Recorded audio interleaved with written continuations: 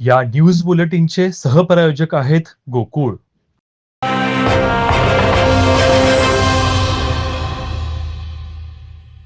Corona काळापासून बंद असलेल्या प्रतिभाशाली अभिनेते चित्रकार चंद्रकांत मांढरे कला संग्रहालयाची आंतरराष्ट्रीय दर्जाप्रमाणे पुन्हा उभारणी करण्यात येईल असं अभिवचन आमदार अमल महाडिक यांनी दिलंय. त्या संदर्भातला प्रस्ताव सादर करावा, आपण त्याचा अग्रक्रमानं पाठपुरावा करू असं आश्वासन आमदार महाडिक यांनी दिलंय. त्यांनी या कला संग्रहास भेट दिली. त्यांच्या समवेत पुरातत्व विभागाचे उदय सुर्वे, पृथ्वीराज मांढरे, यदुराज पाटील आणि इतर मान्यवर उपस्थित होते. त्यांनी या संदर्भातील सर्व माहिती घेऊन सध्याच्या कामाची पाहणी केली. टीव्ही नेक्स्ट मराठीशी बोलताना आमदार अमल महाडिक यांनी हा निर्धार व्यक्त केलाय.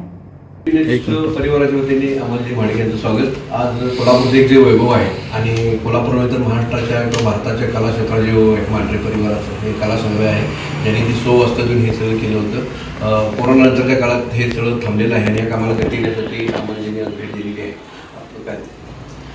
आज खरोखरच आज मांढरे परिवाराच्या जी ओळख नुसतीच भारत देशामध्ये नाही, पण या संग्रहालयामध्ये मला भेट दिल्यानंतर खूप बरं वाटलं.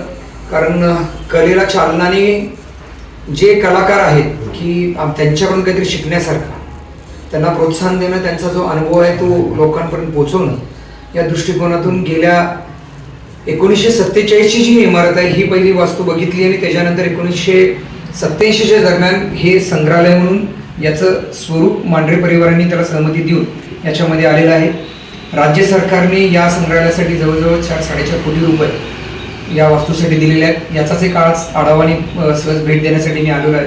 नक्कीच ही ओळख कोल्हापूरच्या मध्ये एक नवीन ओळख निर्माण करण्यासंदर्भामध्ये याचा पाठपुरावा करून माननीय मंत्री महोदय असतील किंवा राज्य सरकारकडे याचा पाठपुरावा करून ही एक वेगळी आगळीवेगळी वास्तू कोल्हापूर शहराच्या दृष्टिकोनातून, भेटीच्या दृष्टिकोनातून, पर्यटकाचे असतील किंवा कलाकारांच्या दृष्टिकोनातून उभी करण्याचा मानस आम्ही या सगळ्यांनी घेतलेला आहे. आज मांढरे परिवाराची सगळी प्रमुख मंडळी सुद्धा भेटलेली आहे.